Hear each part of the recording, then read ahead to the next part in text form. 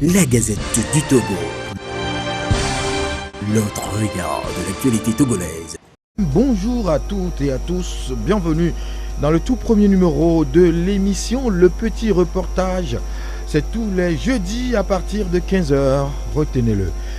Pour vous rafraîchir la mémoire, notez que cette émission reçoit pour vous en première partie des reporters de divers organes qui viennent nous parler de leur reportage. En deuxième partie, nous recevons une personne ressource pour approfondir le sujet et traité par le reporter. Pour ce premier numéro, notre reporter invité s'appelle Shalom Ametokpo. Bonjour, chers confrères. Bonjour Yves Aounion, bonjour à tous les auditeurs et auditrices de Pyramide FM. Voilà, j'ai sous la main votre reportage intitulé Avo Asso Djogbedi, c'est ça? Vo Asso Djogbedi. Vo Asso Djogbedi, voilà. Oui. Avo là-bas, Oui. Asso Djogbedi, l'eau c'est la mort. Oui, c'est un titre mort, qui là-bas. déjà donne envie de connaître la suite. Eh bien la suite, nous la connaîtrons dans quelques minutes. Le temps de souhaiter, de vous dire qu'il y aura un second invité qui s'appelle François Commis.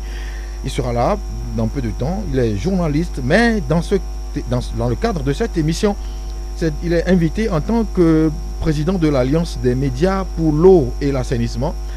Il va nous écouter pendant une trentaine de minutes au moins et après il interviendra dans le débat pour qu'on puisse approfondir beaucoup plus le sujet. On se retrouve derrière cette courte pause.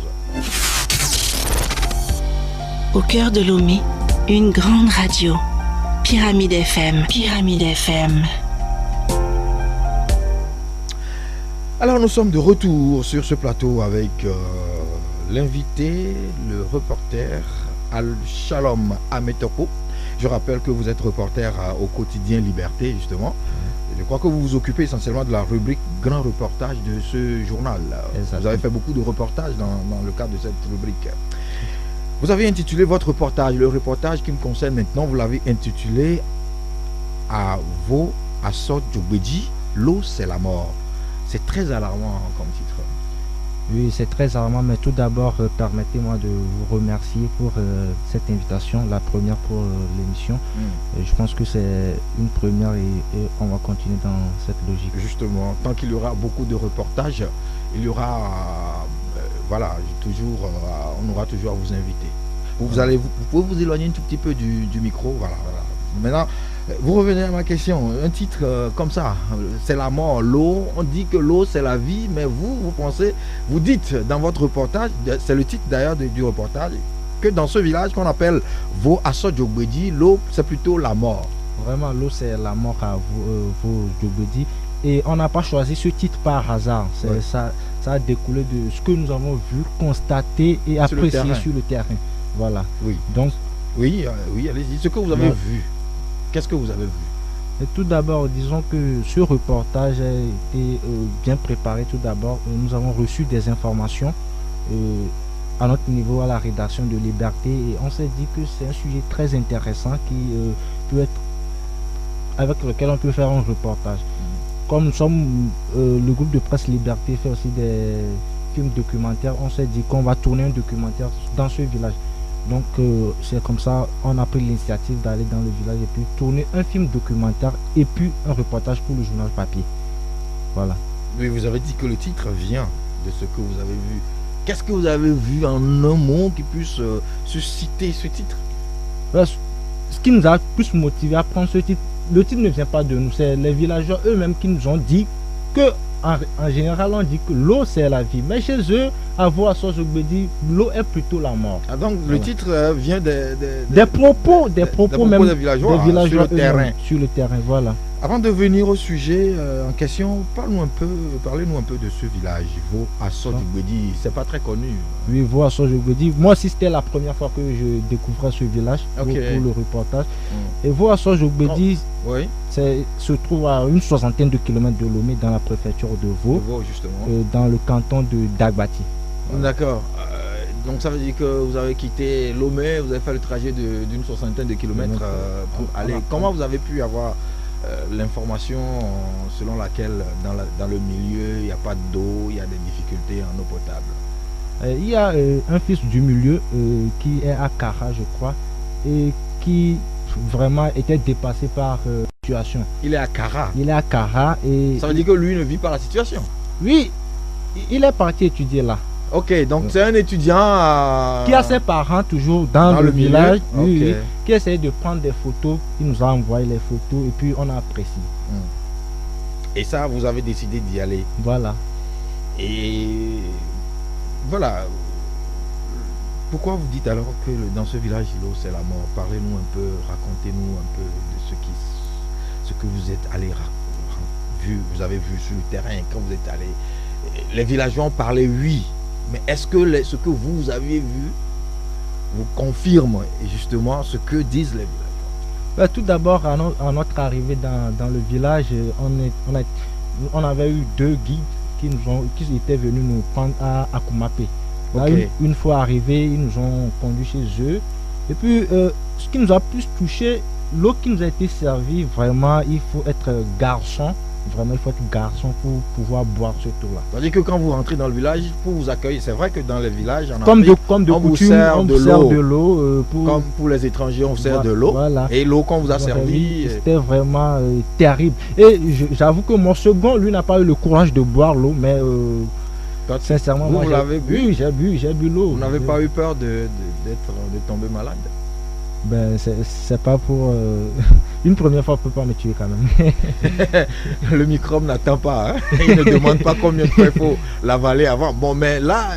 Mais vraiment, il fallait vivre la situation pour pouvoir décrire ce que les gens vivent réellement dans ce milieu. Oui, j'ai comme l'impression, quand vous expliquez tout à l'heure, que ça a été déjà organisé dans le village. Votre arrivée, tout le monde savait que vous devriez être arrivé. Non, pas tout le monde vraiment. Nous n'avons juste que 2 guides qui ont essayé de voir les villageois à notre arrivée pour tourner le film documentaire et puis faire le reportage journal papier. C'est eux qui vous ont servi l'eau à boire? Oui, c'est ceux qui... Est-ce que cette eau n'a pas été truquée? Non, bon. Même pas. Elle a été filtrée même Okay. avant qu'elle nous soit servie. Alors, vous avez, dans votre première partie du reportage, vous avez donné même des couleurs à l'eau. Vous parlez de couleurs noires, jaunes, rougeâtres. Ça, c'est dans le premier sous-titre de votre reportage. L'eau n'est pas vraiment incolore à sauce Ogbegui. Vraiment, l'eau, vous savez, on dit d'habitude que l'eau est incolore, inodore et sans saveur. C'est ce qu'on nous apprend à l'école. Mais j'avoue que si vous rencontrez un jeune écolier à vous à sauce Ogbegui, vous demandez, cher petit frère, quelle est la couleur de l'eau? Il va vous répondre facilement.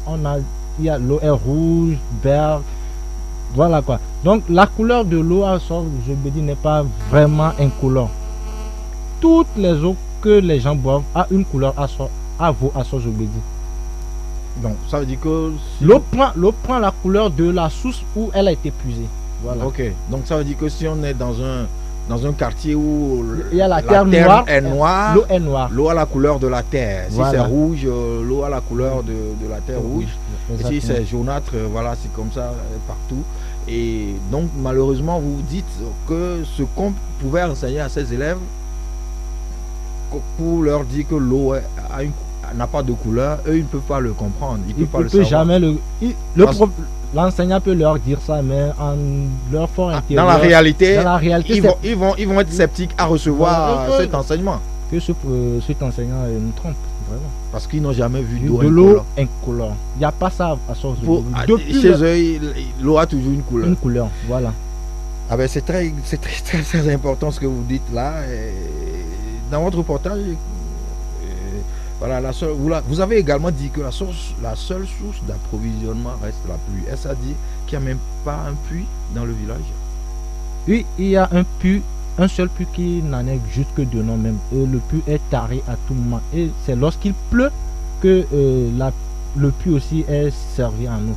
Donc il y a un trou en bas du puits et c'est l'eau de ruissellement qui vient directement se verser dans le puits. Donc ça veut dire que l'eau que contient le puits vient aussi de la terre. De la terre, voilà. Ça veut dire que cette eau n'est pas non plus propre. Non, c'est de la boue même. Ah bon? Vraiment, c'est de la boue. On a eu à publier les photos, les gens nous ont traité qu'on a traficoté les photos, qu'on a fait des montages. Mais quand j'ai pris sur moi de balancer toutes les photos. C'est en ce moment que les gens nous ont vraiment cru que l'eau là-bas c'est vraiment de la boue. C'est pas de l'eau en fait, c'est de la boue que les gens récupèrent, qu'ils déposent. Ok, pour que l'eau puisse refaire surface. Voilà, Et et ils prennent. pour boire. Et j'ai été même estomaqué, je dirais, de voir un garde du village qui a bu l'eau, la boue même à la source quoi. Il a pris un petit gobelet, a pris l'eau et puis il a commencé par boire devant nous comme ça. Ça veut dire que c'est l'eau C'est l'eau qu'il boit. consomme. C'est ce Ben, qu'il consomme dans le il peut village. pas aller chercher de l'eau ailleurs. Mais il n'y en a pas. C'est ça. Il y en a. Il y a pas d'eau même dans l'environnement. Ça veut dire que dans tout le canton, il y a rien. Il y a de l'eau à Koumapé dans Ouais. certains cantons. Oui, mais Environ, de là à Koumapé, ça fait à peu près combien de kilomètres? 10, 15 kilomètres. Kilomètres, Et voilà. il y a des gens qui vont chercher de l'eau avec moto. Et tenez-vous bien, le bidon de 25 litres se vend à 200 ou à 300. Ok. Ça dépend de la période. Ok. Voilà. Donc ça veut dire que si vous avez besoin d'eau potable, vous faites la commande. Voilà. Donc on va vous l'acheter à 200 ou à 300 le 300 bidon. francs. Oui, mais vous connaissez aussi la situation des villages. C'est pas tout le monde qui peut se payer ce luxe Ouais. pour juste de l'eau, payer 300.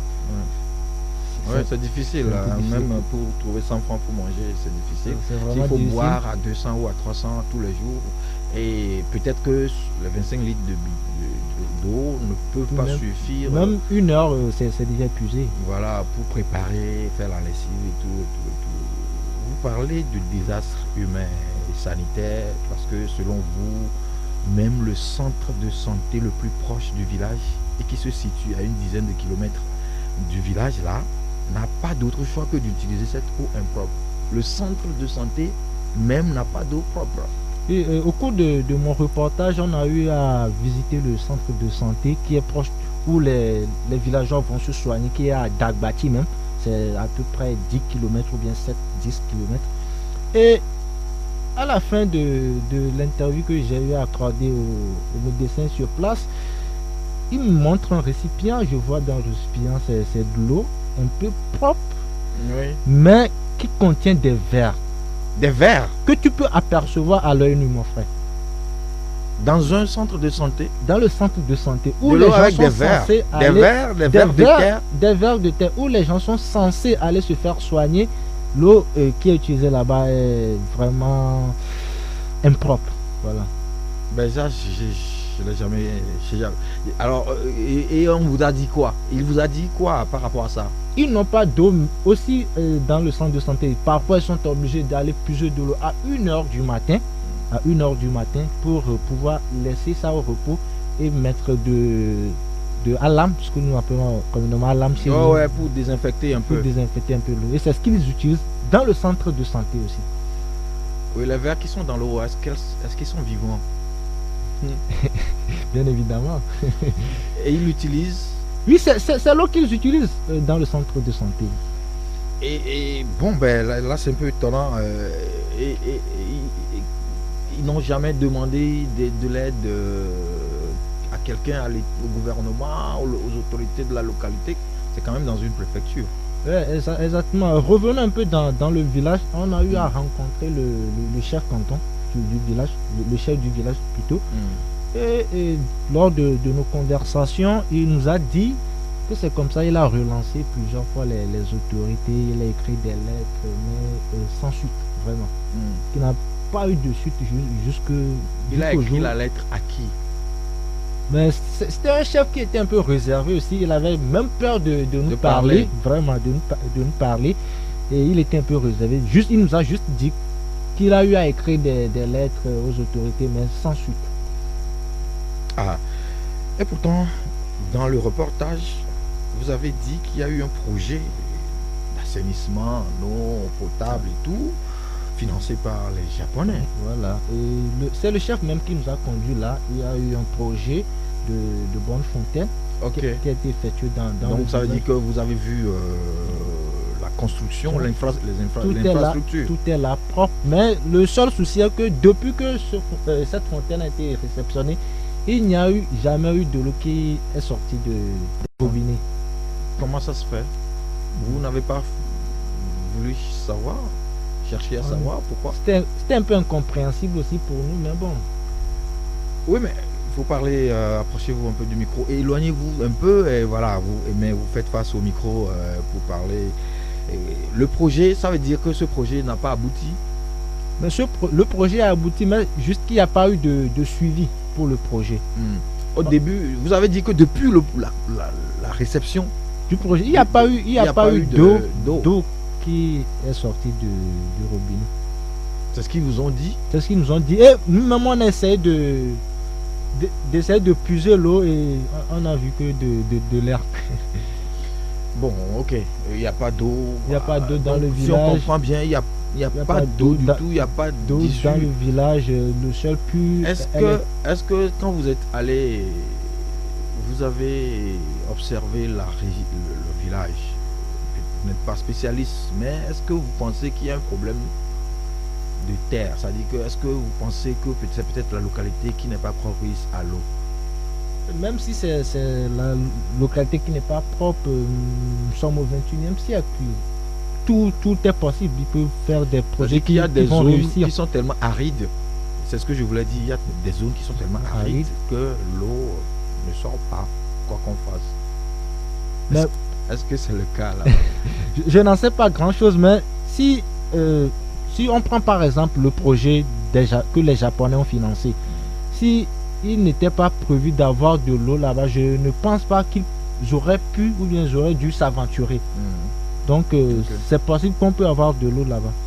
Et pourtant c'est un village comme pratiquement tous les autres villages de Vaud. C'est un village assis sur une mine d'or. Vraiment, c'est un village un peu particulier. Vous l'avez évoqué dans votre reportage, il y a une mine de phosphate là-bas. Leurs terres ont été occupées par la SNPT qui exploite le phosphate chaque jour, mais bon, ils se disent laissés abandonnés par tous. En conclusion de votre travail, vous avez fait des approches de solutions. Vous avez demandé qu'on interpelle ceux qui avaient piloté le projet financé par le Japon. Dans le reportage, est-ce que c'est ça la solution en fait? Oui, c'est une des solutions parce que nous sommes dans un pays où tout doit être contrôlé, les choses doivent se faire dans les normes. Vous ne pouvez pas piloter un projet pour donner de l'eau aux villageois et après tout le projet ne donne rien et puis on ne dit rien à personne. C'est pas possible quoi. Donc c'était nécessaire de revoir les gens qui ont financé le projet, qui ont réalisé le projet pour qu'ils reviennent dire aux villageois pourquoi ça n'a pas marché. Et s'il y a à corriger et puis relancer d'autres projets. Vous avez demandé qu'on fasse aussi des études de terrain. Ça veut dire que vous avez constaté peut-être que le terrain n'est pas propice à l'eau. C'est pour ça que je posais la question. Oui. Dans le reportage, vous aviez dit vous avez proposé qu'on fasse des études de terrain. Et pour d'autres projets à venir. Oui, pourquoi vous souhaitez ça? Pourquoi vous proposez pour ne pas tomber dans les mêmes erreurs. Par exemple, pour le projet du Japon. Si je suppose vraiment que pour le projet du Japon, ils n'ont pas fait des études préalables avant de réaliser le projet. C'est pourquoi ça n'a pas donné grand-chose. Donc pour des projets à venir, il serait mieux de prendre son temps, d'étudier le terrain, voir ce qu'il faut faire pour les villageois pour qu'enfin ils soient de cette situation vraiment déplorable.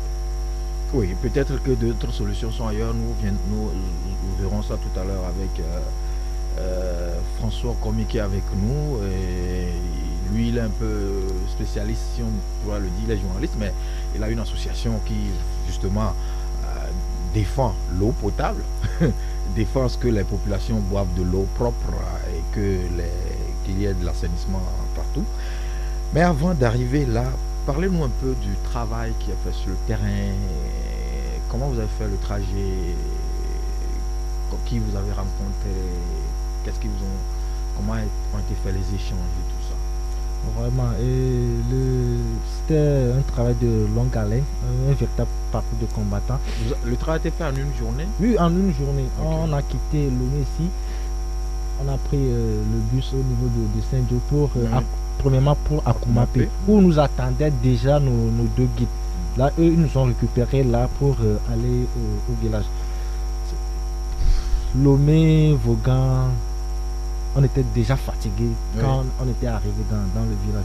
Là, on a pris nos courages à deux mains. Et puis c'était parce que la route n'était pas bonne. La route n'était pas bonne. Et puis, on a commis l'erreur de ne pas prendre sur nous de l'eau. Ah, de l'eau. Donc, mon second, lui, était obligé de rester comme ça jusqu'à notre retour. Sans boire? Sans boire de l'eau, vraiment.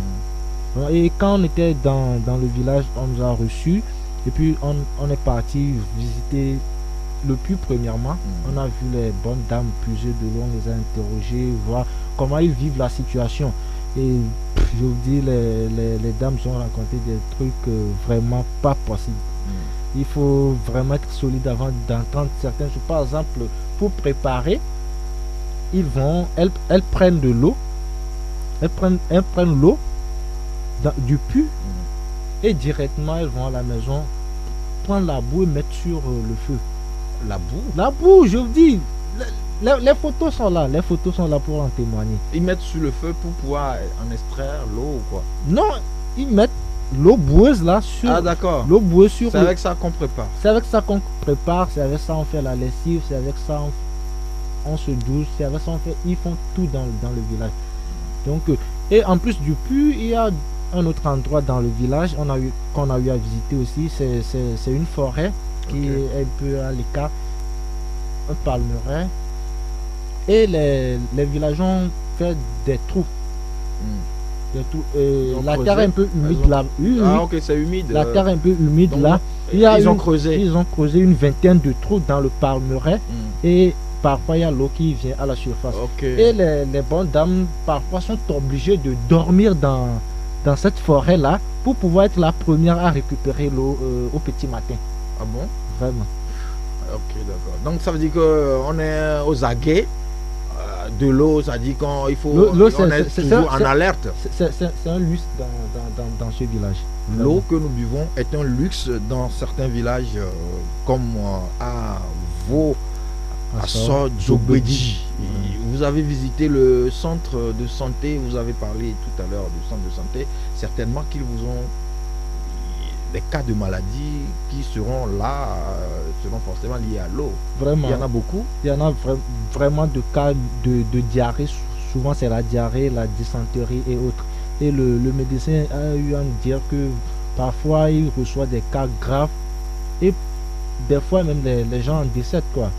Donc c'est un vrai souci pour eux aussi au centre de santé, dans la mesure où eux-mêmes n'ont pas d'eau potable pour pouvoir prendre soin des patients. D'accord. Nous vous remercions d'abord pour ce travail fouillé, bien fait. Malheureusement, je ne sais pas si vous avez pu approcher les autorités comme le préfet ou le chef canton. Je ne sais pas. Et vous n'avez pas pu le faire. À notre départ, quand je suis venu publier le reportage, le préfet a eu appelé le chef du village pour lui faire quelques remontrances. Pourquoi il y a eu de telles situations dans son village et puis il ne lui a rien dit. Mais bon, voilà, c'est nos autorités, vous connaissez leur manière. C'est le chef qui vous a dit ça? Oui, c'est le chef qui nous a raconté. C'est leur manière de fonctionner. Au lieu de régler les problèmes. Oui, mais est-ce que vous avez fait sciemment de ne pas peut-être rencontrer le préfet ou c'est votre choix? Oui, c'est notre choix. Vous avez voulu juste aller constater sur le terrain et présenter. Oui, voilà, c'est l'objectif même du reportage. D'accord. Donc, Shalom à Métopo, nous allons marquer une toute petite pause et reprendre avec la deuxième partie.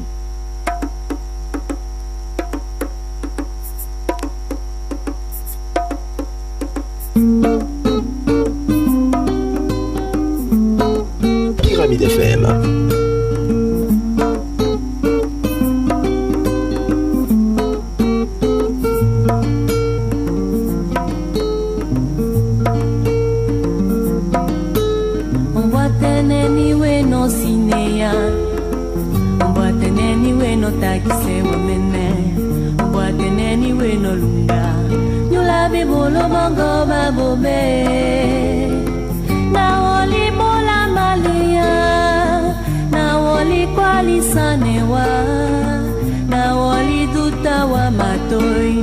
To great step on.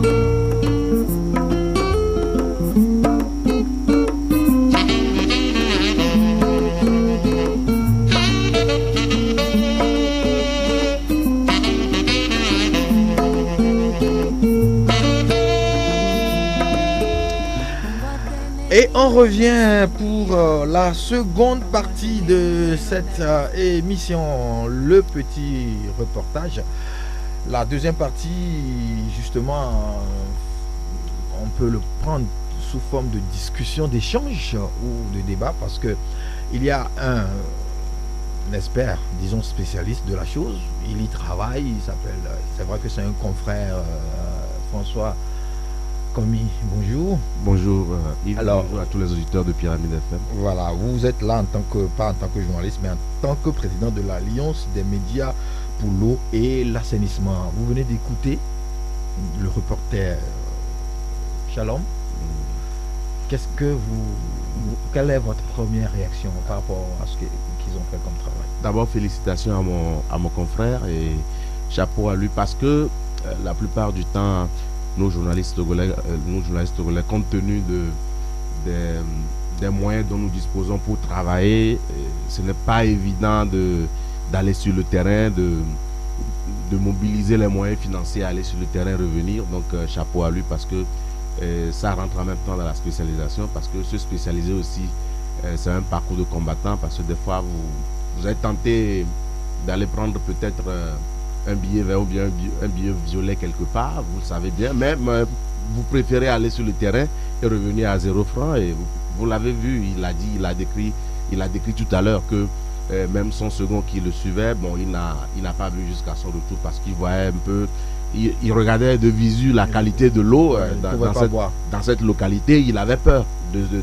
d'être contaminé après, donc je lui tire chapeau.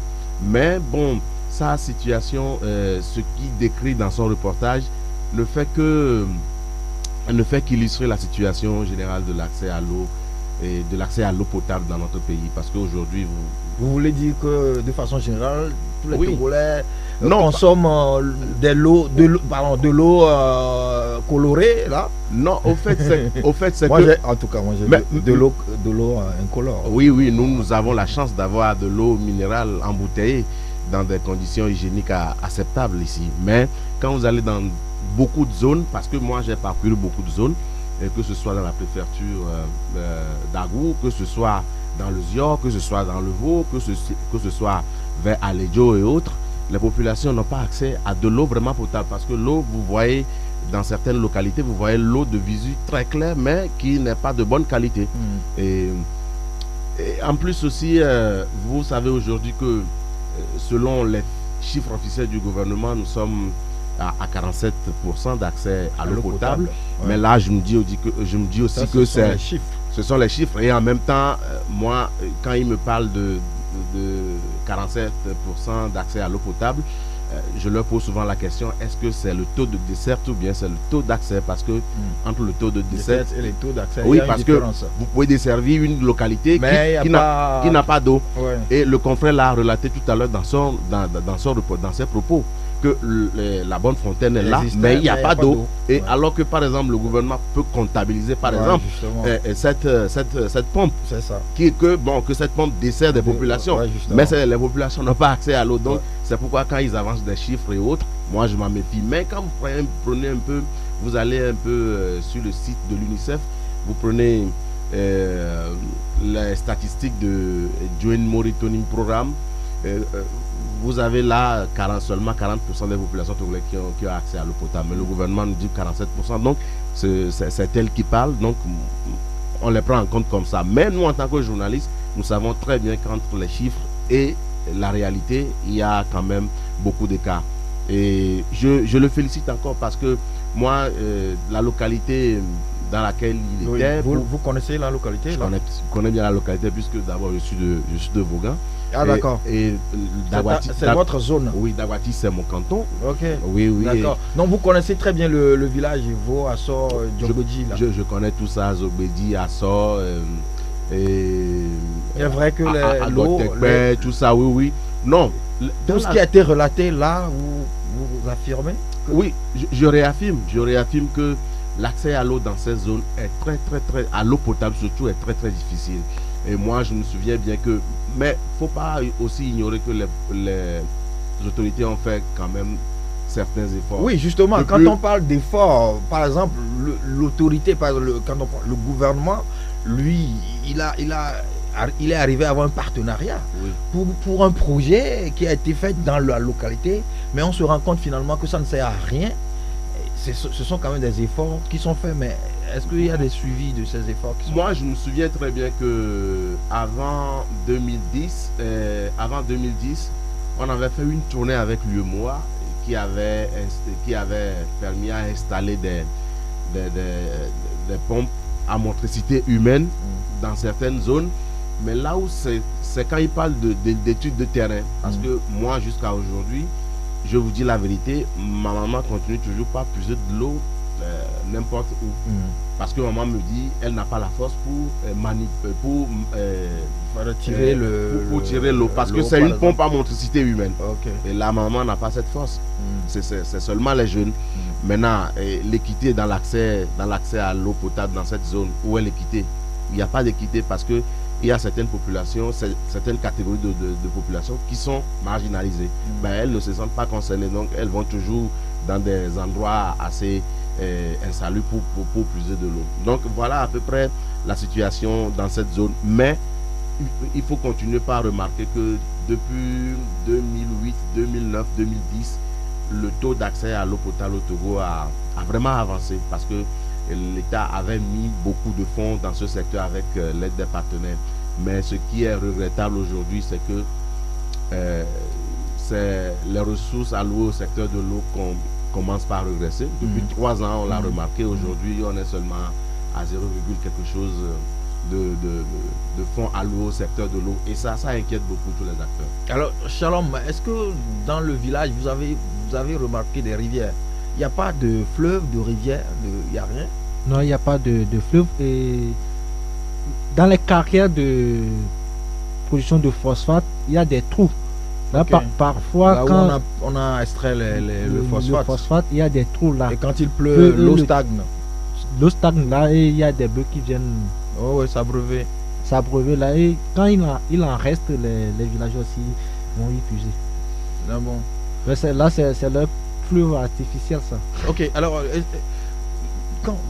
quel était votre objectif quand vous avez pris la décision d'aller faire ce reportage?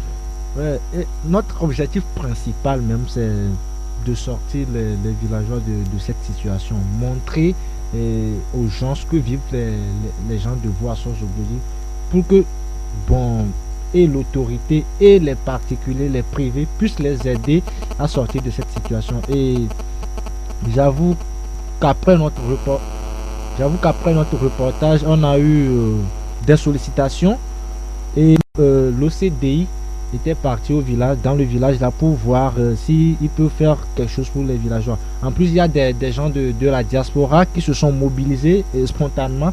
Ils ont organisé des télétons au niveau de la diaspora pour pouvoir venir dans les vacances pour faire des forages dans ce village. Ok, donc ça veut dire qu'il y a eu des réactions positives par rapport au travail que vous avez fait. Exactement. Oui, mais vous, François, vous êtes justement dans cette alliance-là des médias pour l'eau. Qu'est-ce que vous faites concrètement? Nous, comme le collègue l'a dit tout à l'heure, c'est porter la voix des pauvres, surtout par rapport à l'accès à l'eau et à l'accès à l'eau potable et à l'assainissement, parce que on a remarqué que beaucoup de confrères, bien que le sujet les intéresse, mais n'ont pas le temps à consacrer à ces genres de sujets, et surtout que c'est un domaine un peu technique. Et il faut s'approcher d'abord des techniciens pour comprendre les thèmes techniques avant d'aborder même le sujet et en faire un reportage. Donc, nous sommes nés depuis 2012 et nous faisons notre bonhomme de chemin. Et aujourd'hui, nous avons tout fait pour tisser beaucoup de partenariats, que ce soit avec les autorités gouvernementales, que ce soit avec les partenaires techniques et financiers, et pour pouvoir accompagner ce que font nos collègues dans le secteur de l'eau et de l'assainissement. Mais j'avoue que individuellement, au niveau de nos collègues journalistes, il y a eu beaucoup de choses qui ont été faites, parce que moi je me souviens que en 2010 j'avais reçu mon 2e prix grâce à un concours consacré au secteur de l'assainissement, et j'ai remarqué au même moment que c'est arrivé à Stockholm en Suède que j'ai rencontré les partenaires. Des partenaires aujourd'hui qui sont au Togo, qui c'est le WSSCC, qui font un grand projet de 5 ans avec le gouvernement dans l'accès aux latrines. Est-ce qu'on peut dire que c'est par votre travail que cela a été possible? Je peux dire que oui, parce que moi, avant d'arriver, par exemple, le jour où j'ai présenté le reportage à Stockholm en Suède, les partenaires ou bien les participants qui étaient présents ne connaissaient pas le village de d'Avetornou, sur la route de Palivé. Et ces partenaires ne connaissaient pas le canton de Dawati. Mais c'est grâce à ces reportages qu'ils ont commencé par connaître qui se sont planchés vraiment sur la situation du Togo. Et au même moment, j'ai remarqué que en cette période-là, le gouvernement était en train de chercher des partenaires pour pouvoir ramener des projets, accompagner les populations dans ces deux secteurs, que ce soit de l'eau ou de l'assainissement. Et ça a pris ce projet concerne aujourd'hui 3 secteurs, c'est carrément l'assainissement, mais je pense que ça aide beaucoup d'abord les autorités à régler les problèmes et au même moment nos populations à avoir des latrines dans leur maison, à disposer des latrines. Quand on veut parler de l'assainissement, ça c'est encore criard parce qu'aujourd'hui on a seulement à peu près 20% des populations qui ont accès aux latrines. Donc ça, c'est un autre problème. Ça, c'est un autre problème. Mais le problème, c'est que aujourd'hui, ce que nous remarquons, vous allez dans certaines localités, on implante des latrines, mais en même temps, il n'y a pas de bonne fontaine, il n'y a pas de pompe.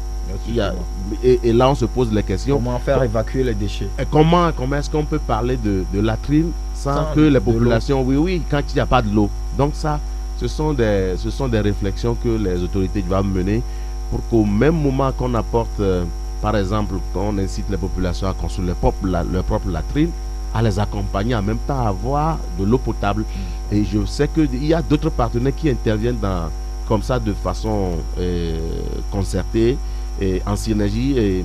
Et surtout, quand on amène l'eau, on amène en même temps les latrines pour que tout soit propre. Voilà. Shalom, je reviens à vous. François, en parlant tout à l'heure, il a parlé de termes techniques. Ça veut dire qu'avant de se lancer dans ce genre de reportage, il faut avoir un certain nombre de bagages, il faut faire des recherches, il faut comprendre un peu le milieu. Est-ce que c'est ce que vous avez fait? En fait, c'est comme si vous êtes juste jeté sur le terrain et c'est après que vous avez constaté. Oui, on s'est jeté. Alors, oui, on s'est jeté sur le terrain. On risquait péril de boire de l'eau boueuse et de devenir malade. Voilà, et c'est après qu'on a eu à faire de petites recherches pour pouvoir écrire l'article et puis être inspiré. Il faut de l'inspiration aussi avant d'écrire l'article. Donc c'est comme ça qu'on a procédé. Vous avez eu les moyens ou Mais on a été Puis là, François évoquait tout à l'heure que la plupart des journalistes au Togo n'ont pas les moyens d'aller sur le terrain pour faire ce genre de reportage. Par exemple, quitter Lomé, aller dans un village à 60 km de Lomé, ça demande des coûts. Il faut payer le taxi, il faut manger, il faut boire. Et voilà, il y a tout ça. Comment vous êtes arrivé à ça? On a pris les sous de la rédaction. Ok, c'est la rédaction qui a pris en charge le voyage tout ce qui devait se faire. Normalement, on devait amortir par la vente des journaux, mais c'est un peu regrettable que les Togolais n'aiment pas lire. Vraiment, il faut dire ça. Les Togolais n'achètent pas les journaux pour nous soutenir. En plus de tout ce que vous savez dans la presse. Mais est-ce que ça veut dire que si un jour la rédaction est fatiguée de sortir de l'argent pour financer ce genre de reportage, donc vous ne pouvez plus? C'est l'occasion de lancer un appel aux partenaires, à ceux qui aiment ce que nous faisons, ceux qui nous apprécient, de nous venir en aide et de financer. Nous sommes là, on est prêts, et même s'ils veulent nous amener à Djarkmanga pour faire des reportages, nous sommes là, on ira au charbon. François, il parle de partenaires qui puissent aider. Vous êtes une alliance, une association. Est-ce que dans vos actions, vous aidez des journalistes à faire ce genre de reportage? On l'a initié 1-2 fois avec l'aide de certains partenaires dont je vais taire le nom ici pour ne pas pour ne pas leur faire la publicité gratuite sur Pyramide, mais bon, c'est que c'est souvent difficile parce que ces partenaires, ils arrivent à peut-être accompagner les journalistes à réaliser des reportages dans le cadre de certains programmes. Donc, le jour où eux aussi n'ont pas de programme avec les sous à côté, c'est difficile de financer.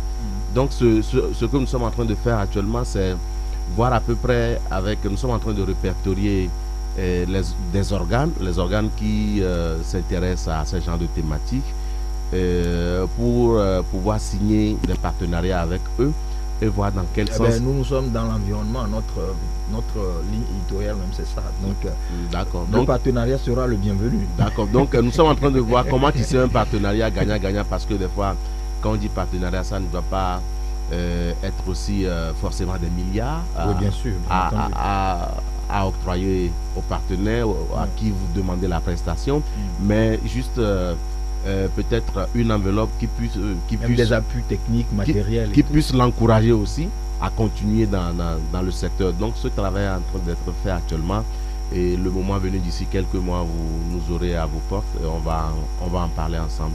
Nous parlons de l'eau et nous parlons de l'assainissement. Là, nous parlons de l'eau par rapport au reportage de Shalom. L'eau, vous venez de le dire, il n'y a qu'une quarantaine, 40%. Si on prend selon le gouvernement, c'est 47%. Oui, si on prend 100 personnes, c'est à peine une cinquantaine qui boivent de l'eau potable. Ce qui veut dire que pour le moment, la moitié de la population togolaise n'a pas accès à l'eau potable. Ça, c'est réel. Qu'est-ce qu'il faut faire là maintenant? Bon, ce qu'il faut faire, c'est que ce qui nous manque actuellement, le thème revient beaucoup ces dernières années. On parle de financement innovant, mais je ne sais pas si nous, par exemple, journalistes, les acteurs de la société civile et les politiciens, nous comprenons le même langage.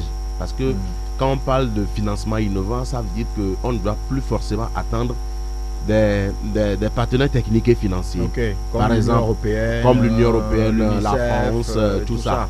Voilà. Mais quand on parle de financement innovant, c'est voir, par exemple, au Togo, le port autonome de Lomé. Qu'est-ce que le port met dans l'accès à l'eau potable et à l'assainissement? Quand on prend, par exemple, des sociétés comme Togo Cellulaire, qu'est-ce que Togo Cellulaire met? Parce la que SNPT, surtout, qui exploite, par exemple, les terres des villageois. Là. J'ouvre la parenthèse en même temps parce que mon confrère en avait parlé. Et quand vous voyez un peu par rapport à la SNPT, là, je suis obligé d'abord, non seulement je suis journaliste, mais je suis un fils de ce milieu où a été réalisé ce reportage. Je me souviens qu'il y a 2-3 ans, la SNPT avait fait des ristournes à la préfecture de Vaud. Ok, d'accord. Plusieurs millions quand même, plus de 10 millions. Mais aujourd'hui, ces ristournes ne sont plus versées. Et quand moi j'ai investigué, j'ai remarqué qu'il y avait un problème de gestion au niveau du conseil de préfecture. Le conseil de préfecture n'avait pas bien géré les 12 millions de ristournes que la SNPT avait octroyé à la préfecture de Vaud. Donc, ce qui fait qu'au finish, l'autorité peut se demander à quoi a servi ce ristourne. Mais ça ne veut pas aussi dédouaner l'autorité de ne plus verser les ristournes, de ne plus continuer. Et puis 12 millions, ben voilà, pour un puits dans un village ou un forage dans un village, un seul village, 12 millions, c'est rien du tout. Oui, 12 millions, c'était un début, c'était la toute première fois. D'accord. C'était la toute première fois que la SNPT avait commencé par donner des ristournes aux populations de Vaughan par rapport à l'extraction du phosphate. Mais comment ont été gérés ces 12 millions? Point d'interrogation. Voilà. Et ça, c'est une question à poser au conseil de préfecture et peut-être au préfet aussi. Mais bon, ils ont les explications quand même. Et c'est ce qui a fait qu'aujourd'hui, la SNPT ne verse plus ses ristournes. Donc, c'est pas une raison valable. Oui, c'est dire qu'au même moment que nous demandons à avoir des ressources, il faut les gérer. Il faut les gérer. Voilà, justement. Il faut bien les gérer. Il faut prouver que les fonds ont été destinés à... Voilà. Shalom. Vous posez la question de savoir qu'est-ce qu'il faut faire. Moi, justement. Je dirais que ça revient aux autorités qui ont en charge la gestion du pays de se rendre compte que l'eau est une nécessité vitale et puis en faire une priorité. Vraiment. Donc, moi, c'est ce que je peux dire. Oui, actuellement, là, au moment où nous parlons, vous avez dit tout à l'heure que quand le reportage a été publié et diffusé, c'est un journal publié, il y a eu des réactions, il y a eu des organisations de la société civile, même des réactions de l'étranger, des Togolais de la diaspora pour pouvoir aider. Mais là, actuellement, je crois que les populations là sont toujours dans la même situation. C'est toujours la même situation qui prévaut actuellement. Oui, mais comment est-ce que ces réactions positives, ceux qui ont la volonté d'aider, est-ce que ça vous revient à vous? C'est vous qui le contactez ou quoi? C'est à vous de les organiser pour les diriger vers le village? Je vais raconter une petite anecdote. Ouais. J'ai été personnellement contacté par une association de Togolaises. Ils ont une ONG à Chicago de femmes togolaises. Et elles m'ont Des femmes? Oui, c'est Ok. des femmes qui sont à Chicago. Ouais. Elles m'ont contacté de leur trouver une personne ressource pour qu'ils aillent dans le village et puis faire une prospection. Ok. Là, j'ai un ami qui est dans le domaine et je l'ai contacté, il a lu le reportage aussi et il me dit que Shalom, nous aussi nous sommes des fils du milieu, il est de Vaughan aussi, que quand il a lu le reportage, il a déjà formé un groupe d'amis aussi qui sont à Lomé ici et dans la diaspora. Qui se mobilisent. Ils se mobilisent au même moment. Donc c'est par après, je suis parti chercher d'autres personnes pour qu'ils aillent dans le village et puis faire la prospection. Ben- Et puis il y a l'OCDI aussi et d'autres personnes qui se mobilisent. Est-ce que ça veut dire que d'ici peu, ce village Nous espérons, pourra nous avoir espérons. une bribe de solution à cette Nous difficulté? espérons que dans les jours à venir, ces projets-là vont se matérialiser et puis permettre aux populations de sortir de cette situation vraiment calamiteuse. Et je reviens sur cette question, j'insiste. Oui. Voilà un reportage qui fait réagir des gens de l'extérieur, de partout, pour trouver une solution à une situation difficile. Ça veut dire que si tout le monde, je parle de journalistes, de reporters, peut avoir le privilège ou les moyens de pouvoir réaliser des reportages sur des sujets aussi cruciaux, je crois qu'il y a beaucoup de problèmes qui vont commencer par avoir de solutions. Est-ce que vous ne pouvez pas, en tant qu'association, c'est-à-dire vous insister sur, dans vos actions, insister sur ces genres de reportages? Oui, il faut insister, mais je l'avais dit tout à l'heure, c'est aussi les moyens qui en manquent, parce que vous ne pouvez pas dire à un confrère, bon, normalement le reportage qu'ils ont fait, logiquement c'est un reportage qui devait être réalisé en 2-3 jours. Oui, justement. Mais ils ont tout fait pour le temps Oui. de mieux prospecter, parce que d'approcher certaines personnes. Par exemple, je parlais du préfet qui Oui. n'a pas été c'est ça. abordé et tout, et puis qui a réagi après et tout. Et là, par exemple, ils sont allés à Voasso. Entre Voasso et la ville de Vaughan, ça fait pratiquement une vingtaine de kilomètres. Donc, une fois fini normalement à Voasso, ils devaient retourner en ville peut-être pour rencontrer le préfet et peut-être dormir le jour là et reprendre la route le lendemain. Ouais. Mais c'est question de moyens. Ils Pour vont dormir où? Oui, avec quoi? Avec quoi? Et Donc, manger quoi? Boire quoi? Il n'y a Ça, même pas d'eau. Il n'y a pas d'eau. Donc, nous journalistes, on fait le minimum déjà. Mais ce que je voulais dire de si important, c'est que il faut que le gouvernement arrive à comprendre que sans un accès véritable à l'eau et à l'assainissement, on ne peut pas atteindre les ODD, comme ils ont déjà raté pour les OMD. Et ça, Kofi Annan l'avait dit, si vous voulez vaincre la pauvreté, il faut tout faire pour atteindre l'accès universel à l'eau et à l'assainissement. Et jusqu'alors, je pense que nos gouvernants n'arrivent pas à comprendre ce message. Oui, Et mais quand vous dites que le gouvernement n'arrive pas à comprendre ce message, le gouvernement étale chaque année un plan, un plan d'assainissement, un plan d'accès à l'eau potable. Oui. Est-ce qu'il n'y a pas un projet? Il y a des projets, mais il y a une faible mobilisation de ressources en interne. Parce qu'à chaque fois, nous devons attendre les partenaires techniques et financiers. Et nous-mêmes, est-ce que nous avons des capacités de mobilisation en interne? Parce que je sais que tout ce que font les partenaires aujourd'hui pour tous les secteurs, si nous-mêmes au niveau interne nous arrivons à mobiliser beaucoup de ressources financières, on on arrivera à résoudre rapidement les problèmes. Parce qu'aujourd'hui, quand vous prenez même les 0,01% de ressources financières qui sont allouées au secteur de l'eau et de l'assainissement, comme ce fut le cas l'année dernière, bon, c'est 0,0 quelque chose pour cent par rapport au budget général. Quand vous prenez même ce budget est consacré à quoi? Il y a quoi dans ce budget? Est-ce que c'est l'installation des forages? Est-ce que c'est la construction des latrines? Non. La grande partie de ce budget va au fonctionnement même du ministère. Justement. Et vous voyez que bon, c'est juste une infime partie qui est consacrée. Donc ça veut dire qu'il n'y a pas une véritable politique Aujourd'hui, moi je sais que le gouvernement est en train de régresser par rapport à la priorisation même du secteur de l'eau et de l'assainissement. Et moi je sais que, je continue toujours pas à le dire, il faut que le gouvernement togolais prenne comme priorité l'accès à l'eau et à l'assainissement. Il ne le faut pas encore. Et vous-même, vous allez voir, en 2013, on était un exemple au Togo. Pour le Niger, pour le Burkina Faso, nous, on était les premiers à ériger un ministère de l'eau et de l'assainissement. Et en 2013, ce ministère a été réduit au ministère de l'équipement rural. Aujourd'hui, ce département est collé maintenant au ministère de l'Agriculture. Et demain, à un prochain remaniement, on ne sait pas ce que ce département va devenir.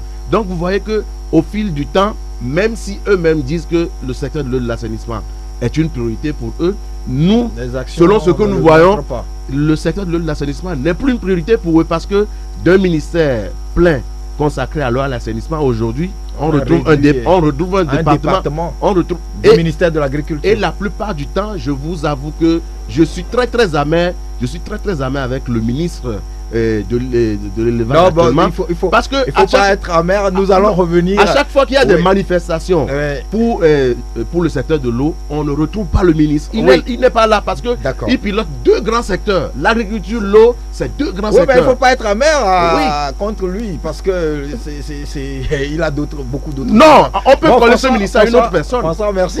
Peut-être qu'on reviendra là-dessus. Juste un mot, une seconde, 30 secondes pour Shalom, pour clôturer cette émission. Merci vraiment pour l'invitation. Nous sommes dit chez nous au quotidien Liberté qu'à chaque lundi on va sortir de grands reportages.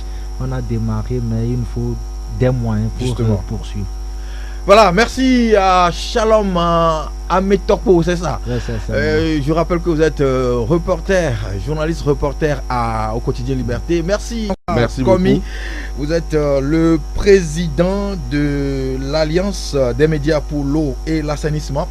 Je dis merci à Jean-Jacques Snobi qui a assuré la mise en onde. La réalisation était assurée par Richard Aziagué. Merci à vous, fidèles auditeurs, d'avoir suivi ce premier numéro de l'émission Le Petit Reportage. Le prochain numéro, c'est jeudi prochain à 15h. Au revoir.